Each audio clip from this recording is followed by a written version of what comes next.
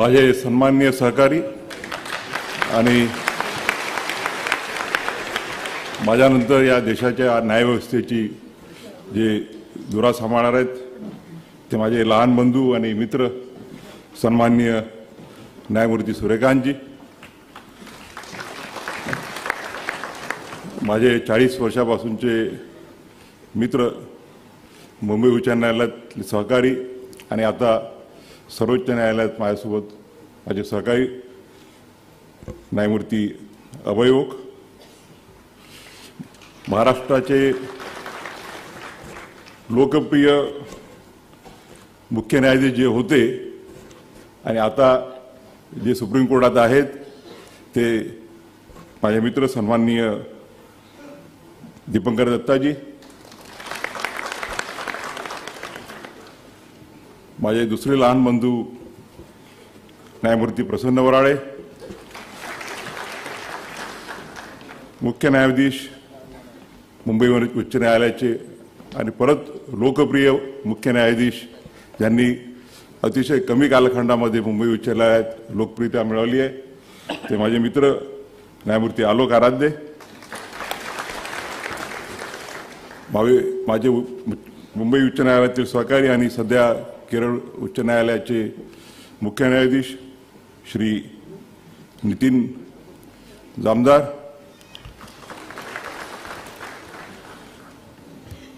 माझे सहकारी अतुल चांदूरकर, श्रीमती रेवती मोहिते डेरे आणि समोर उपस्थित सर्व सहकारी आजी आणि माझी वेळेबाई सर्वांची नावं घेता नाही येणार नाही. बार काउन्सिल ऑफ इंडियाचे अध्यक्ष, पॉप्युलर अध्यक्ष, राज्यसभेचे सदस्य आणि त्यांना शुभेच्छा दिल्यात मी की अजून काहीतरी होऊन जाऊ द्या पुढे, देवाच्या इच्छेने ते होईल, ते श्री मरण कुमारजी मिश्रा,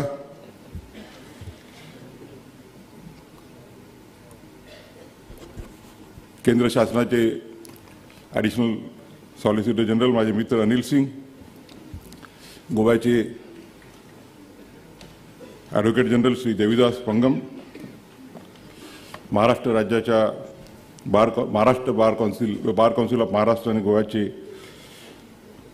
सन्माननीय अध्यक्ष श्री खोंडे देशमुख, उपाध्यक्ष अमोल सावंत आणि बार काउन्सिल ऑफ इंडियामध्ये महाराष्ट्राचं आणि गोव्याचं प्रतिनिधित्व करणारे श्री आशिष देशमुख,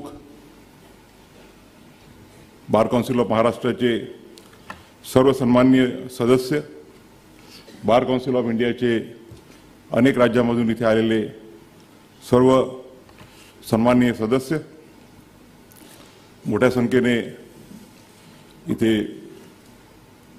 वकिलांच्या शिवाय इतर अनेक जण उपस्थित आहेत. माझ्या वडिलांचे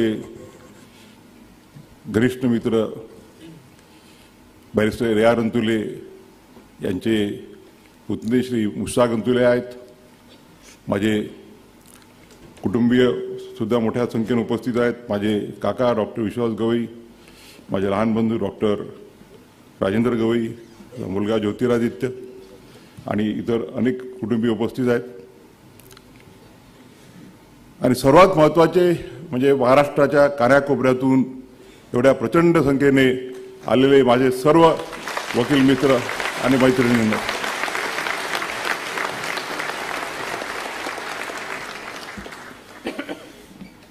आपल्या प्रेमाच्या वर्षावाने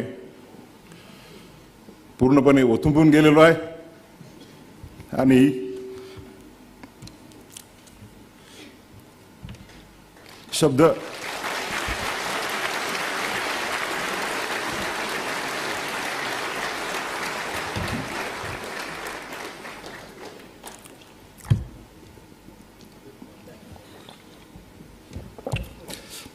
सूचनाचे झाले आहेत. 40 वर्षापासून आपल्या सर्वांचं प्रेम आणि आशीर्वाद सतत लाभलेला आहे आणि आजचा जो अभूतपूर्व सोहळा जो आपण आयोजित केला तो मला वाटते कधीही जीवनाच्या अंतापर्यंत मनातून जाणार नाही. कुठल्या शब्दांनी आपली कृतज्ञता व्यक्त करावी यासाठी माझ्याकडे शब्द नाहीत. वराडे साहेबांसारखा मी साहित्यिक नाही, त्याच्यामुळे माहीत असतं तर त्यांच्याकडून थोड्या 2-4 कविता लिहून घेतल्या असत्या. ते माझ्यासोबत आहेत आमचे रजिस्ट्रार निंबाळकर, त्यांनी काही सुचवलं नाही. माझ्या ते बुलडोझर जस्टिसवरचं जे जजमेंट होतं त्यातल्या जी सुरुवात ज्या कवितेने मी केली, कवी प्रदीप निंबाळकरांनी 2-4 कविता चांगल्या शोधून काढल्या होत्या, याच्यापुढे लक्षात ठेवतील.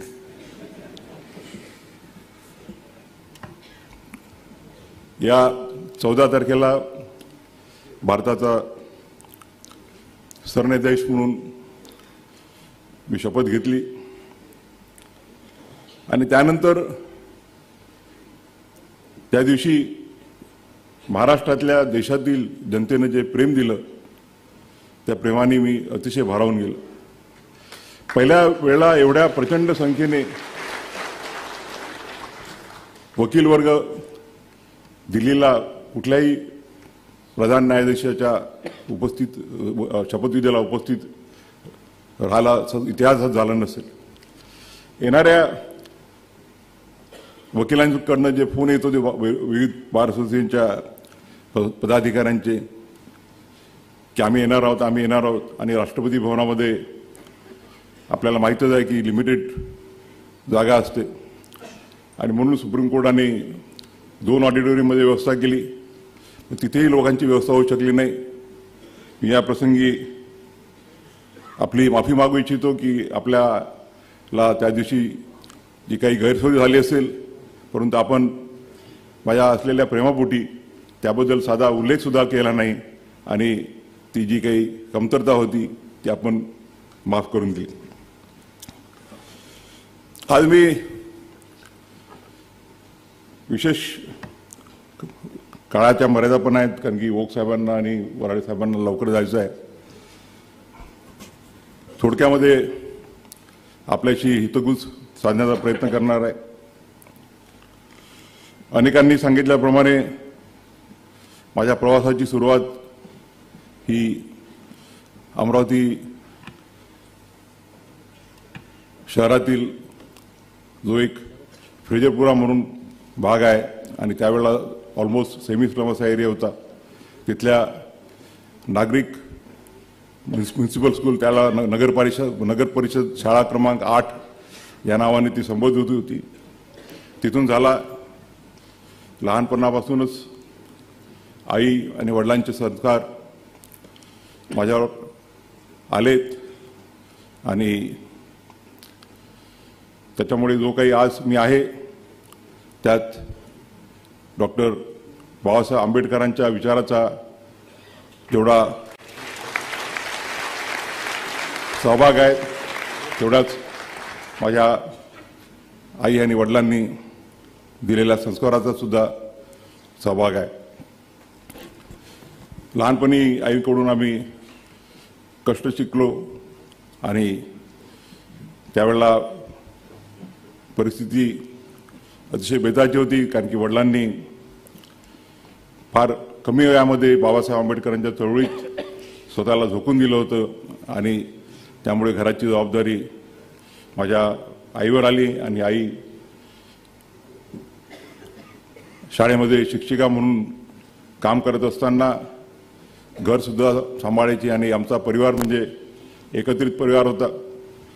नुसतंच माझे काका आणि माझे आत्या एवढेच मर्यादित नव्हते, तर वडिलांचे अनेक आते भाऊ, मामे भाऊ, मावस भाऊ हे सुद्धा त्यावेळेला शिक्षणाची सोय कमी असल्यामुळे त्या सर्वांचाच रहिवास आमच्या घरी असायचा आणि माझी आई आणि त्यावेळेला आमच्या वडिलांच्या सगळ्यात लहान बहीण होत्या, सुनू होत्या, त्यांचं लग्न व्हायचं होतं. त्या दोघी मिळून किती लोक जरी असले त्यांचा सगळ्यांचा स्वयंपाक करायच्या आणि त्यामुळे एक लहानपणापासून एक इन्क्लुझिव्हनेस, त्याला म्हणतो सर्वांसोबत राहण्याचं, सर्वांसोबत जगायची जी प्रेरणा मिळाली ते लहानपणापासून आईकडून जे शिकलो.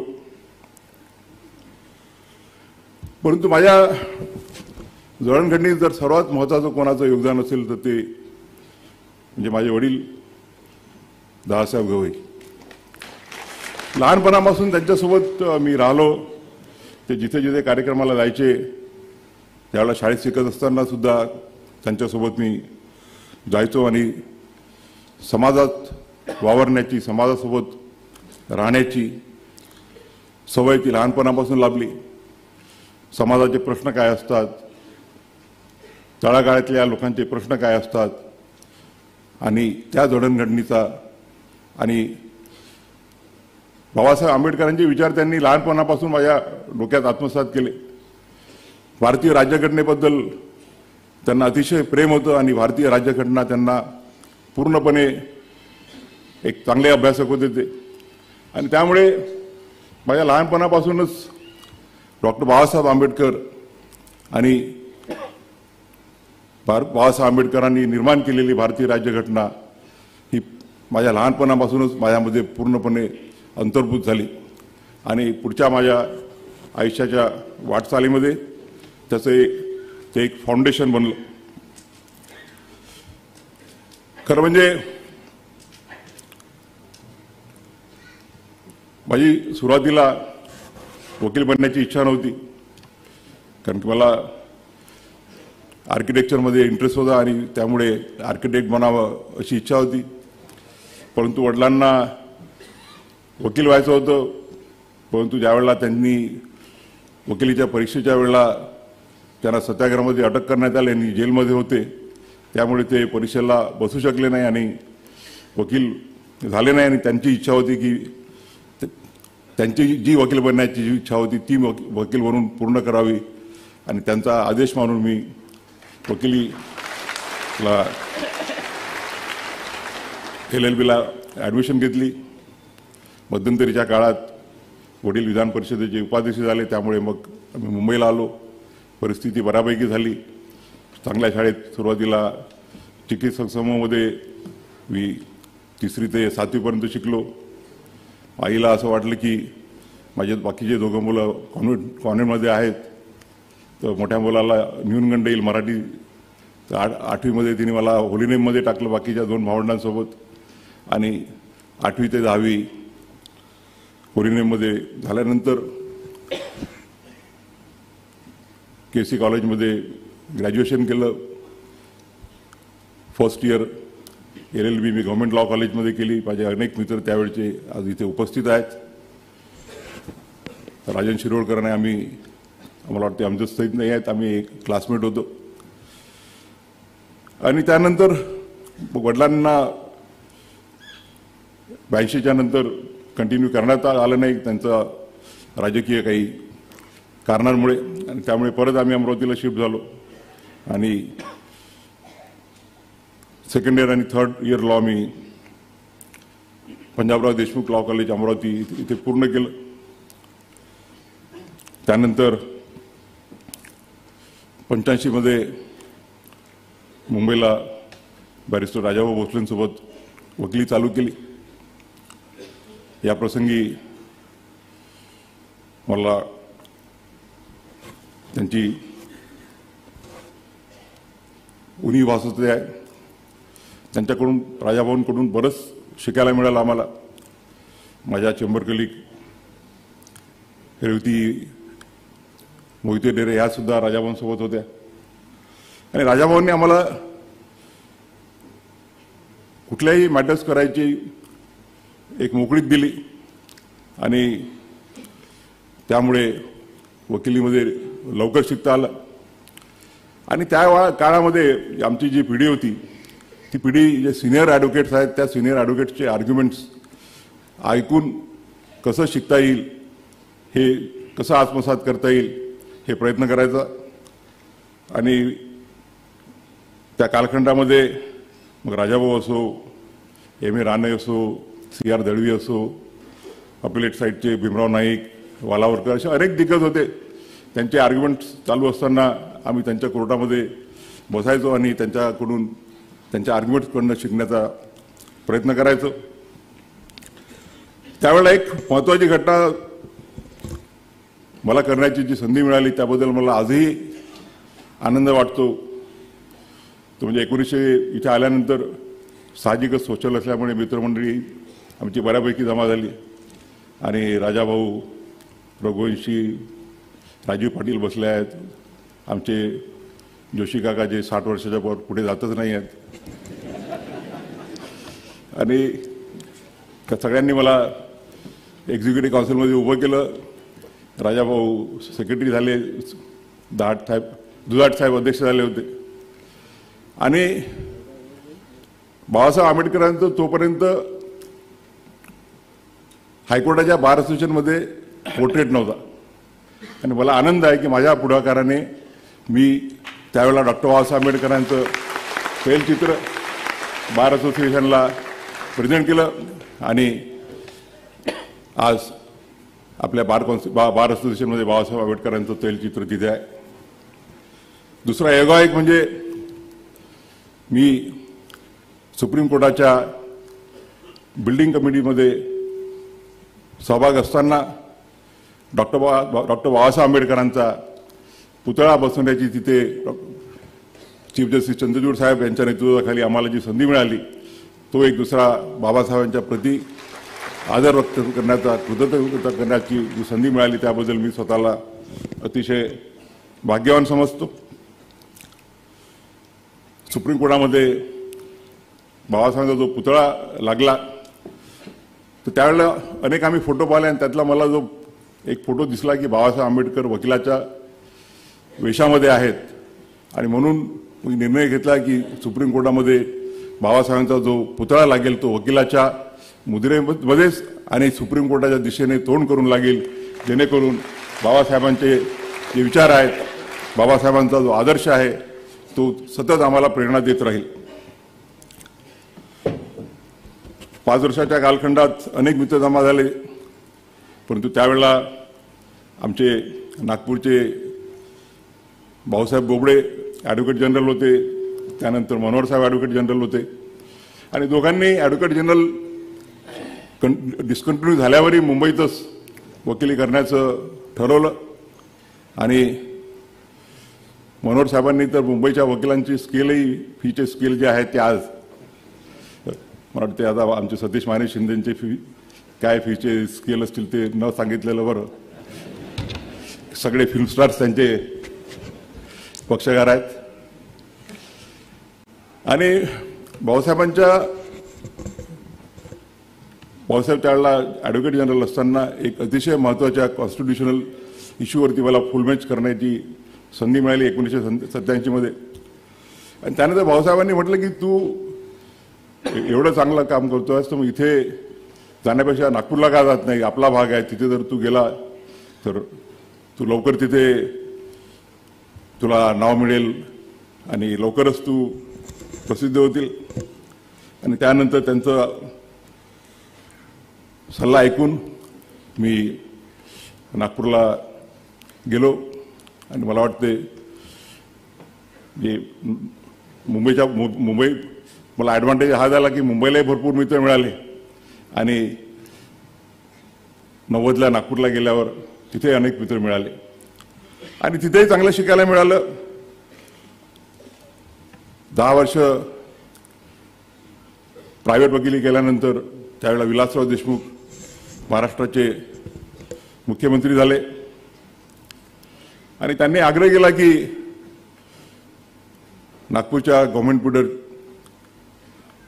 जी पोस्ट आहे ती पोस्ट ॲक्सेप्ट करावी. मी सुरुवातीला रिलक्टंट होतो कारण की वकिली चांगल्यापैकी चालू होती आणि सरकारी वकील म्हणून किती पैसे मिळतात ते त्या आता तरी बऱ्यापैकी स्केल आहेत. त्यातले एक माझ्या ज्युडिशियल ऑर्डरच झालेले आहेत.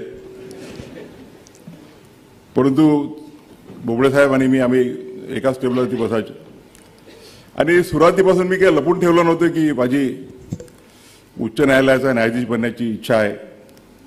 फक्त एवढंच होतं की योग्य वयात झालं पाहिजे बोबडे म्हणाले की तू जर ह्या रेग्युलर रूटनी गेला तर वेळ लागेल, कारण की मोठमोठे सिनियर वकील लाईनीत उभे आहेत जज बनण्यासाठी, आणि इकडे जर तू गव्हर्नमेंट पीरियड झाला तर शॉर्टकट होईल. आणि मला आनंद आहे की मी त्यांचा सल्ला ऐकला आणि गव्हर्नमेंट पीरियड झालो.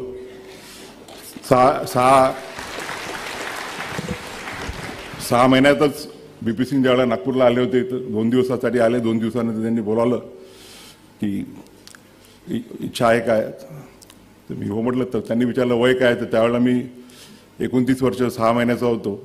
तर ते म्हणाले 39 इयर्स, 39 वर्ष, सॉरी 39 वर्ष 4 महिने.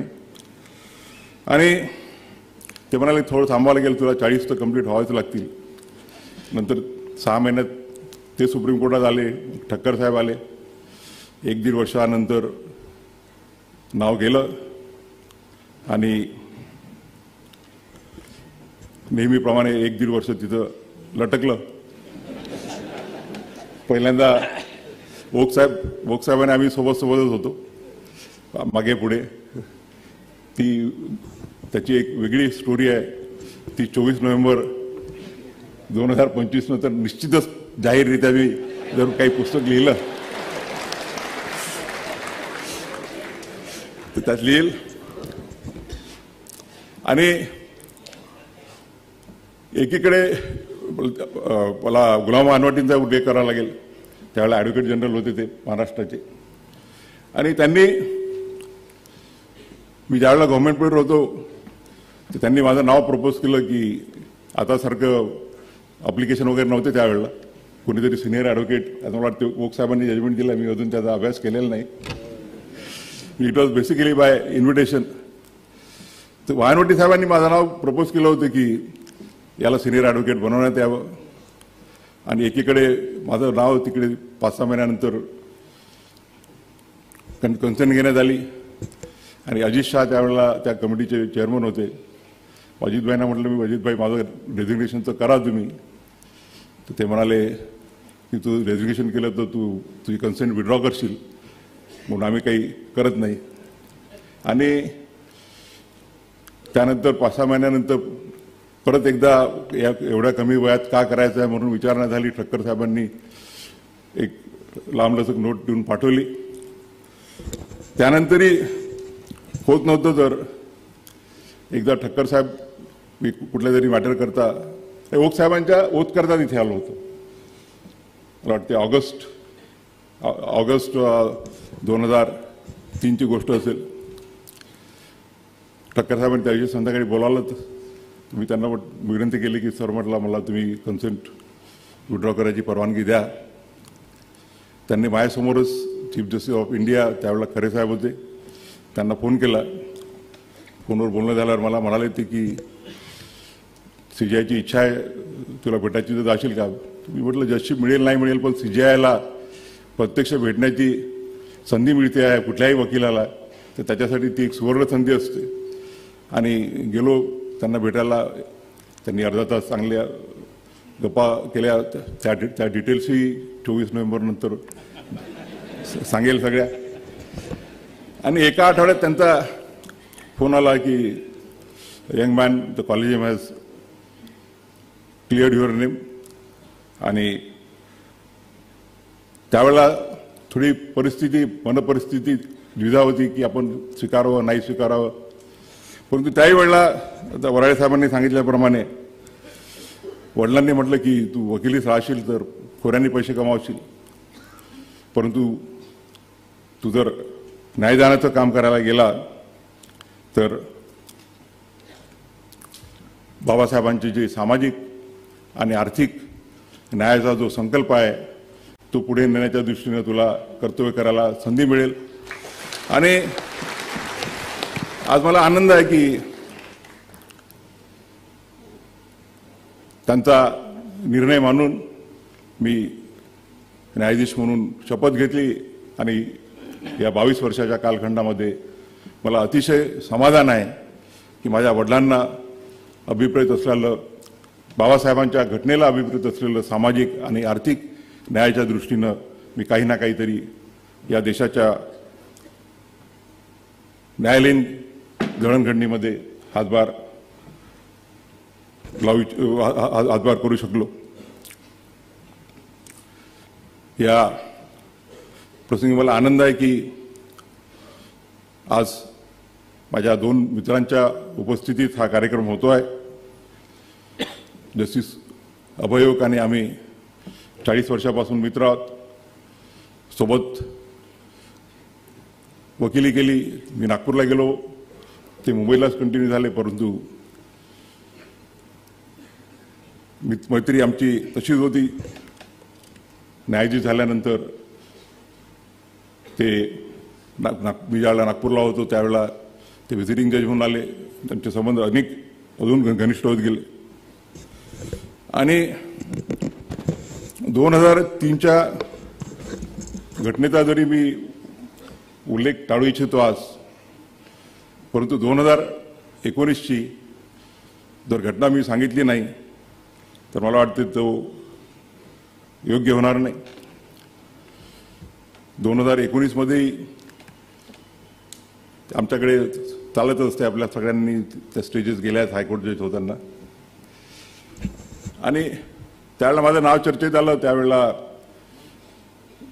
बऱ्याच प्रेसमध्ये वगैरे यायचं की गेल्या 10 वर्षापासून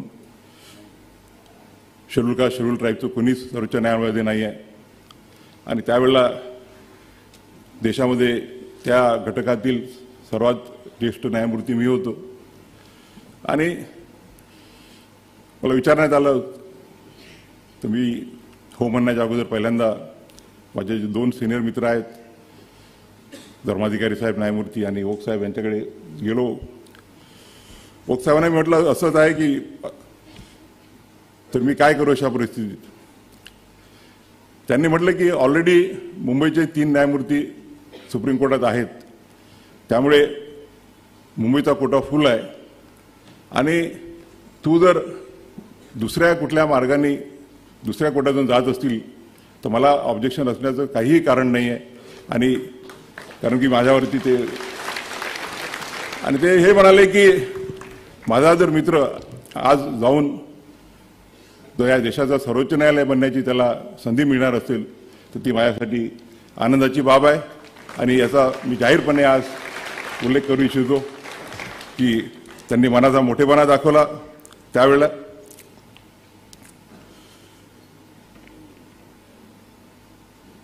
या 22 वर्षाच्या कालखंडामध्ये अनेक महत्त्वाचे निर्णय देण्याची मला संधी मिळाली। वकिलीत असताना सुद्धा एक सामाजिक आणि आर्थिक न्यायाच्या दृष्टीने मोठं काम करण्याची संधी मिळाली। मी ज्यावेळेला गव्हर्नमेंट बिल्डर होतो त्यावेळेला आमच्या नागपूरच्या एका जज साहेबांनी आदेश पारित केला की नागपूरच्या सगळ्या झोपडपट्ट्या 8 दिवसामध्ये रिकाम्या करण्यात याव्यात। आणि त्यावेळेला विलासराव देशमुख वर्ध्याला आले होते, त्यांचा फोन आला, मला इमिजिएटली चर्चा करायची, आणि इमिजिएटली आम्ही ते सुप्रीम कोर्टात चॅलेंज केलं। सिनियर ॲडव्होकेट्स आम्ही एंगेज केले होते, पण ते पोहोचले नाही, त्यामुळे मला ती केस आर्ग्यू करण्याची संधी मिळाली। आणि मला आनंद आहे की नागपूरच्या लाखो झोपडपट्टीवासियांचं जे छत हिरावलं जाणार होतं ते हिरावण्यापासून वाचवण्याची संधी त्यावेळेला मिळाली। आणि तोच कन्सेप्ट ज्यावेळेला मी आणि माझे सहकारी जस्टिस विश्वनाथन यांनी बुलडोजर जस्टिसमध्ये दिला की निवाऱ्याचा हक्क हा मूलभूत हक्क आहे। कुठल्याही व्यक्तीचा, मग तो आरोपी असो किंवा त्याच्यावरती गुन्हा जरी सिद्ध झालेला असेल तर तुम्ही त्याच्या कुटुंबियांच्या वरचं छत, कायद्याचं जो रूल ऑफ लॉ आहे त्या रूल ऑफ लॉला ब्रीच करून त्याचं छत हिरावू शकत नाही। मला आनंद आहे की या माझ्या 22 वर्षाच्या कालखंडामध्ये 2008 पासून माझा बार काउन्सिल ऑफ महाराष्ट्र आणि गोवाशी संबंध आला आणि त्यानंतर वाटते प्रत्येक बार काउन्सिल ऑफ इंडियाचं जे कुठलं नियोजन असेल त्या नियोजनामध्ये मी आणि न्यायमूर्ती अभय ओक यांचा सहभाग असायचं. कधी कधी असं वाटायचं की आम्ही दोघंजण बार काउन्सिल ऑफ इंडिया आणि महाराष्ट्राचे कोऑपरेट मेंबर आहोत का. आता आनंद आहे दिल्लीला गेल्यावर मनोज कुमार मिश्रांच्या बार काउन्सिल ऑफ इंडियासोबत काम करण्याची संधी मिळते आहे. आम्ही गोव्याला इंटरनॅशनल लॉ युनिव्हर्सिटी स्थापन केलेली आहे. आज मला सर्वात महत्त्वाचा जो आनंद आहे तो म्हणजे 26 जानेवारी 1925 रोजी आपण भारतीय राज्यघटनेच्या स्थापनेला 75 वर्ष पूर्ण केले आणि भारतीय राज्यघटनेची अमृतोत्सवी वाटचाल पूर्ण होऊन शतकपूर्तीकडे जात असताना भारताचा सर्वोच्च न्यायालयाचा न्यायाधीश होण्याची संधी मला मिळते हे मी माझं भाग्य समजतो. आज आपण बघतो आहोत की आपली जी संविधानिक वाटचाल आहे ती मागच्या 75 वर्षाची कुठल्याही राज्यघटनेकरता 75 वर्षाची वाटचाल ही काही खूप मोठी कालखंड नाही आहे. परंतु या 75 वर्षाच्या कालखंडामध्ये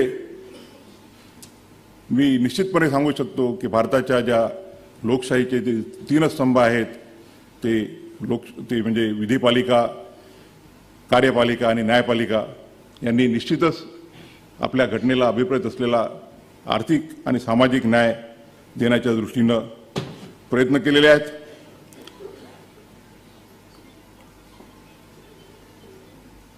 ओक साहेबांनी उल्लेख केला केशवानंद भारतीच्या जजमेंटचा.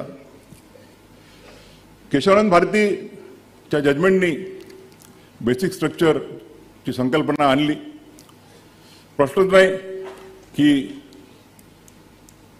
बेसिक स्ट्रक्चरच्या संकल्पनेमुळे आज आपला देश एक मजबूत आहे आणि तिन्ही ज्या विंग्स आहेत त्या तिन्ही जे स्तंभ आहेत ते आपापल्या जे त्यांना दिलेले स्पियर्स आहेत त्यामध्ये काम करण्याचा प्रयत्न करतात. कार्यपालिकेने आणि विधिपालिकेने अनेक असे कायदे अंमलात आणले, अनेक अशा गोष्टी केल्या की ज्या दृष्टीनं सामाजिक आणि आर्थिक न्यायाची जी संकल्पना आहे ती पूर्णत्वास नेण्याच्या दृष्टीनं प्रयत्न करता येतील. न्यायपालिकेने सुद्धा असे जे कायदे आहेत त्या कायद्यांना मान्य केलेलं आहे.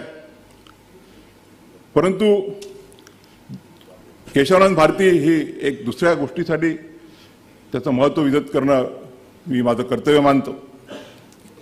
1973च्या अगोदरचा जर आपण प्रवास पाहिला, मगाशी जामदार साहेबांनी माझ्या गोव्याच्या भाषणाचा उल्लेख केला, तर आपण बघू की 73च्या अगोदरचा जो कालखंड होता त्यात directive principles are subordinate to fundamental rights आणि whenever there is a conflict between directive principles and fundamental rights, the directive principles will have to give a go to the fundamental rights. परंतु 1973 मध्ये जरी basic structure डॉक्ट्राईनवरती एका 6 जजेस एका बाजूला होते, it was pertaining to the amending powers of the constitution. 6 जजेसनी म्हटलं की भारताच्या पार्लमेंटचे कॉन्स्टिट्यूशन अमेंड करण्याचे जे अधिकार आहेत ते असीमित आहेत आणि काही घटना दुरुस्ती करता येऊ शकते. 6 जणांनी म्हटलं की नाही, असं करता येत नाही आणि फंडामेंटल राईट्सला बिलकुल हात लावता येत नाही, दे आर अनटचेबल्स. परंतु ज्यांचा उल्लेख केला ओक साहेबांनी ते न्यायमूर्ती HR खन्ना आणि त्या अगोदर HR खन्नांच्या अगोदर अमरावतीचे JR मुदोळकर यांनी 5 जजेस बेंचमध्ये उल्लेख केला की त्यांनी आणि जस्टिस सिराजुल्लांनी की we require a stronger reasons to hold that the powers to amend the constitutions are unlimited. Justice Mudholkar म्हणाले की can a parliament be given a power to change the basic features of the constitution. ते म्हणाले if we permit so it will be permitting rewriting the constitution, not amending it. आणि म्हणून मूळ basic features जे आहे ती संकल्पना justice मुधोळकरांनी मांडली आणि ती पुढे HR खन्नांनी केशवानंद भारतीमध्ये पुढे नेली आणि त्याच्यामुळे 6 जण एका बाजूला 6 जण दुसऱ्या बाजूला आणि केशवानंद भारतीचा वर्डिक्ट हा आला की पार्लमेंटला कॉन्स्टिट्यूशन अमेंड करण्याची पॉवर तर आहेतच, परंतु ते जो मूळ गाभा आहे, जो बेसिक स्ट्रक्चर आहे त्याला पार्लमेंट हात लावू शकत नाही. मग ते सुप्रिमेसी ऑफ द कॉन्स्टिट्यूशन आहे, त्यानंतर the doctrine of separation of power, parliament, legislature, judiciary and executive, federal structure of the constitution, असे अनेक आहेत ते पुढे इव्हॉल्व होत गेले. आणि म्हणून ज्यावेळेला एका ठिकाणी मला विचारण्यात आलं की सध्या जो वाद चालू आहे की कॉन्स्टिट्यूशन की ज्युडिशरी सुप्रीम आहे की एक्झिक्युटिव्ह सुप्रीम आहे, त्यावेळेला म्हटलं मी की neither judiciary nor executive nor the parliament are supreme, but it is a Constitution of India which is supreme, and all the 3 wings of the Constitution are required to work as per the Constitution. आणि मला आनंद आहे की गेल्या केशवानंद भारतीच्या नंतरचा जो 50 वर्षाचा आज 52 वर्षाचा कालखंड झालेला आहे, त्या केशवानंद भारतीचं जे जजमेंट आहे त्यांनी देश नुसतंच मजबूत आणि सुदृढ नसून देश सामाजिक आणि आर्थिक समानतेच्या दृष्टीनं प्रगतिशील आहे. आणि त्यामुळे आज ज्यावेळेला आपण देशाच्या राज्यघटनेच्या 75 वर्ष पूर्ण करून अमृत महोत्सव पूर्ण करून वाटचाल करत आहोत, त्यावेळेला भारतीय राज्यघटनेला अभिनंदन करण्यासाठी, अभिवादन करण्यासाठी बार काउन्सिल ऑफ महाराष्ट्र आणि गोवाने संविधानिक न्याय देण्याची अमृत महोत्सव उज्ज्वल परंपरा हा जो परिसंवाद आयोजित केलेला आहे तो अतिशय सुसंगत आहे. मी या प्रसंगी त्यांचं अभिनंदन करू इच्छितो.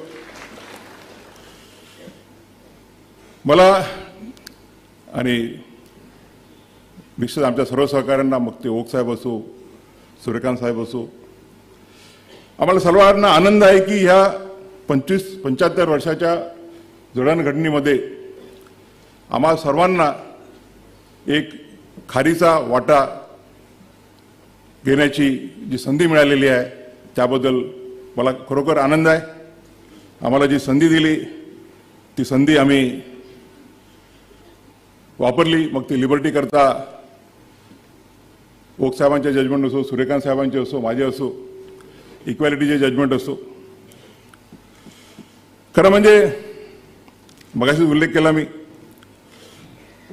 की आपण सर्व समावेशक असलं पाहिजे. We all have to work as an institution. Dipankar Datta ज्यावेळेला मुंबई उच्च न्यायालयाचे मुख्य न्यायाधीश झाले, अतिशय संक्रमक काळात, कोविडच्या काळात, आणि त्यांनी पूर्ण ज्युडिशरीला आत्मसात केलं. He treated the entire members of the judiciary as part of his family. आणि म्हणून आजही आपण त्यांना प्रेमाने आपल्या प्रत्येक कार्यक्रमामध्ये त्यांची आठवण ठेवतो. त्यांचा परंपरा आलोक आराध्य साहेबही पुढे नेत आहेत. त्यांनी फार कमी कालखंडामध्ये स्वतःला फार पॉप्युलर झाले आहेत ते. आणि मला कोणीतरी सांगत होतं की काय काम करतात बा, रोज एवढे जजमेंट काढतात. आणि पहिल्यांदा तर म्हणजे त्यावेळेला जे त्यांनी चीफ जस्टिस म्हणून शपथ घेतली आणि दुसऱ्या त्याच्यानंतर जे 2-3 शनिवार रविवार होते त्यांना माझ्याबरोबर सोबत एवढं फिरावं लागलं की त्यांना वाटलं असेल कशाला आपण त्या हैदराबादच्या चांगल्या जागेतून इथे त्यानं कुठे धारणी, कुठे गडचिरोली, कुठे नक्षलाईट भागातली देवरी अशा सगळ्या ठिकाणी त्यांना घेऊन गेलो, मराठवाड्यात घेऊन गेलो. मला आनंद आहे की माझ्या या कालखंडामध्ये मला वाटतं असा एकही महाराष्ट्रातला जिल्हा नसेल की तिथे गेलो नाही. बार काउन्सिलशी संबंधित कार्यक्रम असो किंवा इतर अनेक असे कार्यक्रम असो, त्या कार्यक्रमाच्या निमित्तानं अनेक जिल्ह्याच्या मुख्यालय, मला वाटतं जिल्ह्याच्या मुख्यालय सर्वच ठिकाणी गेलो, परंतु अनेक तालुक्याच्या ठिकाणी सुद्धा जाता आलं. लोकांशी संवाद साधण्याची संधी मिळाली. नालसाचा चेअरमन म्हणून, एक्झिक्युटिव्ह चेअरमन म्हणून देशाच्या कानाकोपऱ्यामध्ये आम्ही फिरलो. मणिपूर, जिथे मणिपूरमध्ये 2 जमातींमध्ये वाद चालू आहे, तिथे जाऊन दोन्ही ज्या वॉर्डिंग जमाती आहेत त्यांना आश्वस्त करून की देश तुमच्यासोबत आहे एक संदेश देण्याचा आम्ही प्रयत्न केला. या देशातील जो शेवटचा माणूस आहे, मग तो नागालँडमधील असो किंवा लडाखमधला असो, मिझोराममधला असो, अरुणाचल प्रदेशमधला असो, त्या सर्वांपर्यंत पोहोचून की न्याय तुमच्या दारात आहे, तुम्ही त्या न्यायाची अवेल करा, हा संदेश पोहोचवण्याचं संधी मिळाली. त्याबद्दल मी स्वतःला भाग्यवान समजतो. या 40 वर्षाच्या प्रवासात अनेकांचं योगदान आहे. सुरुवातीला सांगितल्याप्रमाणे आज माझे वडील असते तर सर्वात जास्त त्यांना आनंद झाला असता. ज्यावेळेला 2003 मध्ये मी उच्च न्यायालयाचा न्यायाधीश म्हणून शपथ घेतली, त्यावेळेला ते म्हणाले होते, मला नाही म्हणाले पण माझ्या बाकीच्या नातेवाईकांना, की भूषण एक दिवस सर्वोच्च न्यायालयाचा मुख्य न्यायाधीश निश्चित होईल. आणि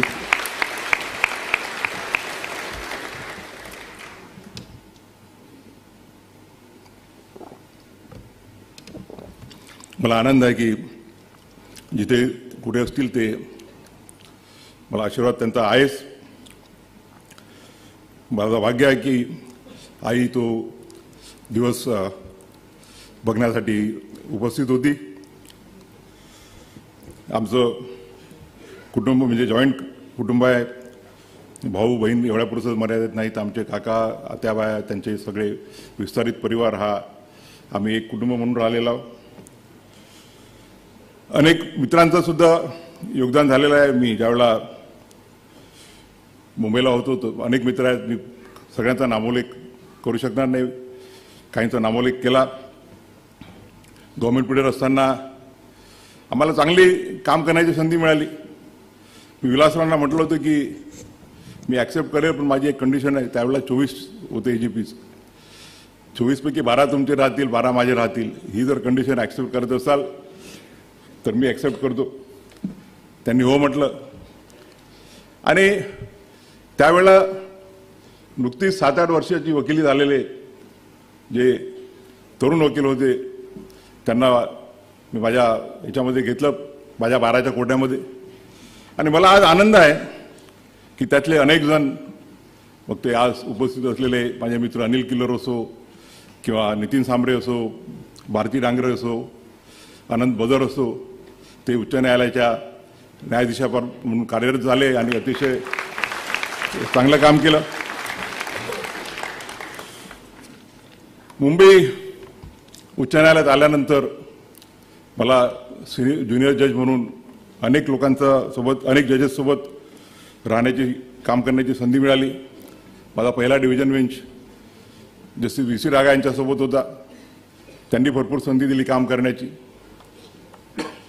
त्यानंतर डिव्हिजन बेंच हेड करायला लागलो तर पहिला माझा डिव्हिजन बेंच औरंगाबादला संजय गंगापूरवाला यांच्यासोबत होता.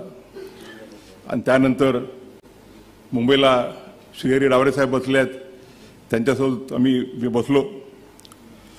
इथे उपस्थित असलेल्या अनेकांसोबत मला काम करण्याची संधी मिळाली. मग ते अजय गडकरी असो, न्यायमूर्ती सुनील शुक्रे असो, भडंग साहेब असो, मकरंद कर्णिक आणि मी 2 रोस्टर बसलो. मी मुंबईला 2017 ज्यावेळेला आलो त्यावेळेला ते कधी सांगतील तो किस्सा. भारती डांगरे यांच्यासोबत 2दा बसायची संधी मिळाली. रेवती मॅडमसोबत फक्त एकच दिवस बसलो. अतुल चांदूरकरांसोबत सुद्धा नागपूरला भरपूर काम करण्याची संधी मिळाली. परंतु दोघांचा मी विशेष उल्लेख करू इच्छिल तो या प्रसंगी. एक तर आमचे मित्र नंदूभाऊ देशपांडे, ND देशपांडे उपस्थित आहेत. त्यांनी 2010 मला ब्लड प्रेशर गिफ्टमध्ये दिलं.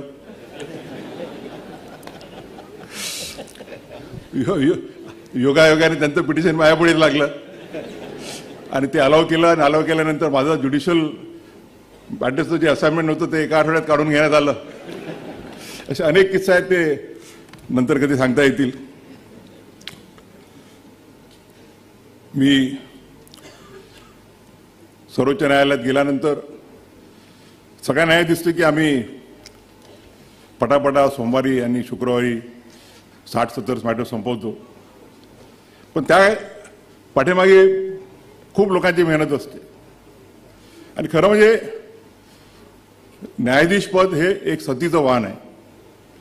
ती एक देशाची, समाजाची सेवा आहे. आणि मला आज अभिमानानं या प्रसंगी ते एक रामधनुष्य आहे. आज या प्रसंगी मी अभिमानानं सांगू इच्छितो की महाराष्ट्र बार काउन्सिलला काही काळिमा लागणार नाही अशा पद्धतीनं न्यायमूर्ती ओक आणि मी हे रामधनुष्य पेललेलं आहे आणि सतीचं वाहन पेललेलं आहे. आजचा कार्यक्रम हा होणार नाही होणार असं चालू होतं पहलगामचा अटॅक झाल्यानंतर. कारण की बार काउन्सिलची इच्छा होती की हा जो कार्यक्रम आहे तो ओक साहेब रिटायर व्हायच्या अगोदर झाला पाहिजे. पुढच्या शुक्रवारी आम्ही त्यांना फेअरवेल देणार आहोत. आणि मला खरोखर आनंद आहे की आज हा कार्यक्रम त्यांच्या उपस्थितीत होतो आहे. त्यांच्या सत्काराला तर मी येईलच, परंतु आज मी त्यांना शुभेच्छा देतो. आणि आम्ही दोघांनी डिक्लेअर केलेलं आहे की निवृत्त झाल्यानंतर आम्ही कुठलेही असाइनमेंट घेणार नाही.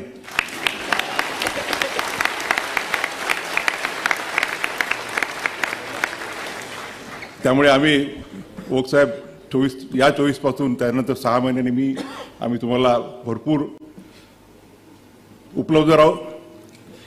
आता 6 महिन्याचा कालखंड मला तुम्ही काम करण्यासाठी द्या अशी विनंती करतो. मी ठरवलेलं आहे की फक्त अमरावती, नागपूर, औरंगाबाद आणि गोवा आणि मुंबई ज्या ज्या बारचा सदस्य होतो आणि जिथे जिथे मी काम केलं त्याच्याशिवाय मी कुठलाही सत्कार स्वीकारणार नाही. आणि महाराष्ट्रातील फक्त जे 4 मी कार्यक्रम कबूल केले होते ते म्हणजे बाबासाहेबांचा जो तालुका आहे मंडणगड, तिथल्या कोर्टाचं मी भूमिपूजन केलं मागच्या वर्षी. आणि मला माझाच आमदार आणि आमचे संग्रामजी रायसोर आहेत, संग्राम देसाई, यांच्यावर नामोल्लेख करायला लागेल की त्यांनी त्या दिवशी म्हटलं होतं की त्यावेळेला मला वाटतं नव्हते गार्डियन जज, नंतर झाले, पण त्या दोघांनी मागे लागून 1 वर्षाच्या आत ही बिल्डिंग कशी पूर्ण होईल याकरता दिवसरात्र मेहनत करत आहेत. आणि मला खात्री आहे की त्या बिल्डिंगचं उद्घाटन मी निश्चितच करेल. जाबाव साहेबांना 5 वर्षापूर्वी कबूल केलं होतं नाशिकच्या बिल्डिंगचं. ती नाशिकची बिल्डिंग आणि माझा जो तालुका आहे तो दर्यापूर, त्या दर्यापूरच्या डिस्ट्रिक्ट कोर्टाचं इनॉग्रेशन आणि नॅशनल लॉ युनिव्हर्सिटीचा उल्लेख करत असताना ओक साहेबांनी जे औरंगाबादच्या नॅशनल युनिव्हर्सिटीत योगदान केलं त्याचा उल्लेख करावा लागेल. मी सुद्धा नागपूरच्या नॅशनल लॉ युनिव्हर्सिटीमध्ये योगदान देण्याचा प्रयत्न केलेला आहे. तू होणार कुठे तुमच्या एवढं जे कबूल केले त्याच्याशिवाय दुसरं कुठलंही मी इन्व्हिटेशन स्वीकारणार नाही. त्याच्यामुळे इन्व्हिटेशन देऊ नका अशी विनंती करतो. मगाशी सांगितल्याप्रमाणे आम्ही जे कामं करतो, जे जजमेंट देतो, त्यामध्ये अनेकांचा सहकार असतो. आणि उल्लेख करावा लागेल की आमचे जे लॉ क्लर्क रिसर्चर्स असतात ते दिवसाचे 10-10, 12-12 तास मेहनत करतात. आणि त्यांच्या मेहनतीत त्यांची जर मेहनत असेल तर आम्ही जे आउटपुट देऊ शकतो तो आउटपुट निघू शकत नाही. माझ्यासोबत आजपर्यंत आता 17 लॉ क्लर्क्सनी महत्त्वाचं योगदान दिलेलं आहे. आज एकाएक म्हणजे आज 4 जण इथे उपस्थित आहेत. माझा पहिला लॉ क्लर्क श्रीरंग वर्मा जो औरंगाबादचा आहे. त्यानंतर मृणाल भिडे नाशिकची भिडे साहेबांची मुलगी, वरद किलोर आणि अभिषेक कर्णिक यांचा मी या प्रसंगी उल्लेख जर केला नाही तर ते चुकीचं ठरेल. मगाशी देशपांडे साहेबांचं नाव घेता घेता एक नाव विसरून गेलो. मी ज्यावेळेला 2019 मध्ये चालू होतं की होत आहे नाही होत आहे, निरोप यायचे की होऊन राहिलं, निरोप होतं की नाही होऊन राहिला, असा जो 4-5 महिन्याचा कालखंड होता. आणि शेवटी जजही माणूस असतो आणि तो जेवढ्या डिव्होशननं काम करायला पाहिजे तेवढं करू शकत नाही. आणि त्यावेळेला माझ्यासोबत निजाम आमदार बसले होते. त्यांनी म्हटलं की सर कोर्टातल्या ऑर्डर्स तुम्ही करा आणि मोठं जजमेंट मला द्या. मी आणि त्यानंतर मग फायनल नो आला, मला वाटतं एप्रिलच्या सुरुवातीला नाही फेब्रुवारीमध्ये, की आता होत नाही आहे. मग आमदार साहेबांना म्हटलं आता मलाही काम करू द्या. मग आम्ही जजमेंट्स वाटून घ्यायचो. या सर्वांचा उल्लेखाचा नामोल्लेख मी विसरले असेल तर त्यांनी मला माफी मागावी, कारण मी लिहून भाषण आणत नसतो. त्यामुळे वेळेवर जे सुचतं त्यात एखाद्या वेळेला चूकभूल होऊ शकते. आणि या प्रसंगी आपल्याला माहीत आहे की मगाशी म्हटल्याप्रमाणे जजचं काम हे एक सतीच्या वाणासारखं काम आहे. आणि सगळ्यात अफेक्टेड जर कोणी राहत असेल तर ती म्हणजे जजेसची फॅमिली. इव्हन वकिलांना सुद्धा काम करावं लागतं. आणि या प्रसंगी मी जसं माझ्या वडिलांच्या वाटचालीमध्ये माझ्या आईचा सिंहाचा वाटा आहे, तसंच माझ्या वाटचालीमध्ये माझी अर्धांगिनी डॉक्टर तेजस्वी गवई आणि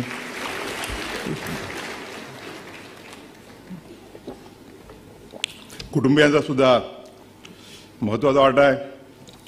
कामामुळे मुलांना, मग मुलगी करिश्मा असो की मुलगा ज्योतिरादित्य असो, एवढा वेळ देता येत नाही. परंतु ती उणीव मी 24 नोव्हेंबर 25 नंतर निश्चितच भरून काढेल.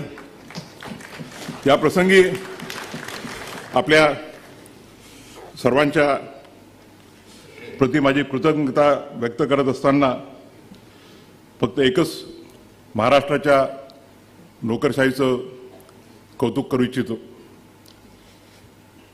6-7 महिन्यापूर्वी निश्चित झालं की पुढचा चीफ जस्टिस ऑफ इंडिया कोण बनणार आहे. आणि त्यानंतर देशाच्या कानाकोपऱ्यात जिथे जिथे गेलो मी, तिथला chief justice, director general of police, तिथले पोलीस कमिशनर, तिथले डिव्हिजनल कमिशनर हे सर्व जातींना एअरपोर्टवर हजर राहायचे. आम्ही 5-6 महिन्यापूर्वी एक अमृतसरला गेलो होतो कार्यक्रमाला, सूर्यकांत साहेब आणि मी. सूर्यकांत साहेबांच्याबद्दल सांगायचं राहिलं की आमची 2005 पासूनची मैत्री आहे. ते आम्ही ज्यावेळेला हिमाचलात जायचो त्यांच्या चंदीगडच्या घरी मी राहायचो आणि ते ज्यावेळेला महाराष्ट्रात जायचे माझ्या घरी ते राहायचे. आणि संध्याकाळी आम्ही ज्यावेळेला गप्पा मारायला बसायचो तर ती ऑल इंडियाची लिस्ट घेऊन कधी कधी वेळ असायचा. तर त्यांना म्हणायचं की सूर्यकांत भाई आप तो 100% सीजाय बनने वाले हैं. तर ते म्हणायचे की भूषण भाई मैं तो बनूंगा मगर उसके पहले आप बनेंगे. आणि ते शब्द खरे निघाले. आम्ही मणिपूरला जावं, नागालँडला जावं, आसामला जावं. जे मागे अमृतसरला कार्यक्रमाला गेलो तर 300 मीटरचा रोडचा प्रवास करून director general of police, chief secretary, police commissioner सगळे जातीनं हजर होते. मागच्या 3-4 आठवड्यापूर्वी देवगडला गेलो. देवगड रांचीपासून एक 300-400 किलोमीटरच्या अंतरावर आहे. आणि तिथले चीफ सेक्रेटरी, तिथले डायरेक्टर जनरल ऑफ पोलीस हे सर्व जातीनं एअरपोर्टवरती रिसिव्ह करायला हजर होते.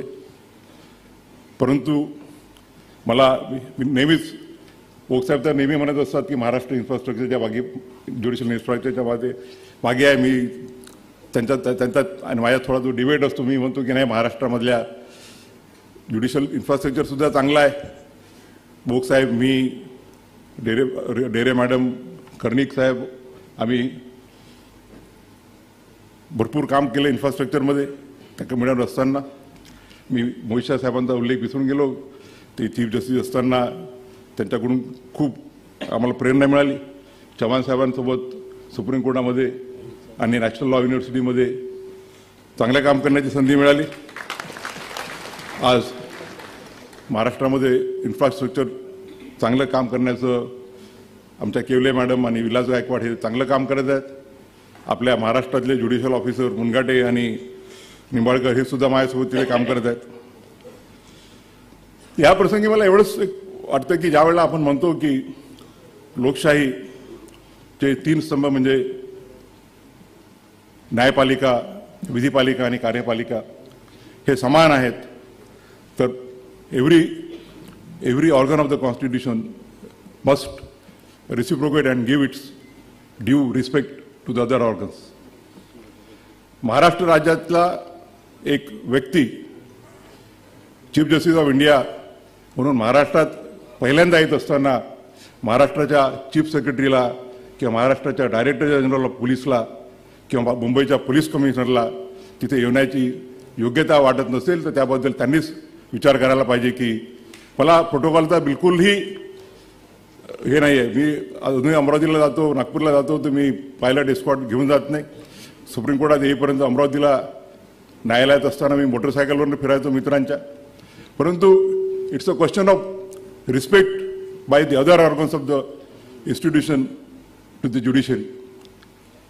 एका राज्यघटनेच्या एका संस्थेचा प्रमुख ज्या वेळा पहिल्यांदा या राज्यामध्ये येत असेल आणि तोही त्या राज्याचा, तर जी वागणूक त्यांनी दिली ती योग्य आहे की नाही हा त्यांनीच त्यांचा विचार करावा. या लहान लहान गोष्टीमध्ये मला हे नाही, दुसरा एखादा आमच्यातला एखादा कोणी असता तर आर्टिकल 142 किंवा 140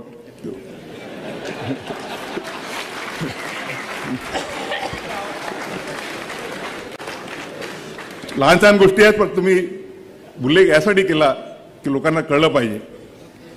मी या प्रसंगी पुनश्च आपल्या सर्वांचे मनापासून आभार मानतो. आभार कोणाचे मानायचे? आपण आपलेच मानायचे का? कालपासून मी ओथंबून गेलेला बार काउन्सिल ऑफचे सर्व सदस्य आपल्या कुटुंबियांसोबत कालपासून हजर आहेत. खरं म्हणजे माझ्या बायकोला कार्यक्रम वगैरे आवडत नाहीत, पण त्यांचा आग्रह होता की नाही तुम्ही वहिनींना घेऊन या, आम्ही सगळेजण आमच्या बायकोला घेऊन येतो, बायकांना घेऊन येतो. तर मी खरोखर आपल्या प्रेमाने ओथंबून गेलेलो आहे. या प्रसंगी मी फक्त आपल्या आशीर्वादाची याचना करतो की माझ्या हातून असं कुठलेही काम होऊ नये की जेणेकरून बार काउन्सिल ऑफ महाराष्ट्र आणि गोवा, मुंबई उच्च न्यायालय याच्या नावाला थोडासाही धप्पा लागेल. माझ्याकडून असं काम व्हावं की the rule of law, the constitutional values, the principles of liberty, equality and justice are maintained. मला आपण आशीर्वाद द्या की ह्या सर्व करण्यासाठी मला एक स्ट्रेंथ मिळेल, आपल्यापासून प्रेरणा मिळेल. पुनश्च एकदा आपल्या प्रति कृतज्ञता व्यक्त करून मी माझे लांबलेले 2 शब्द संपवितो. धन्यवाद.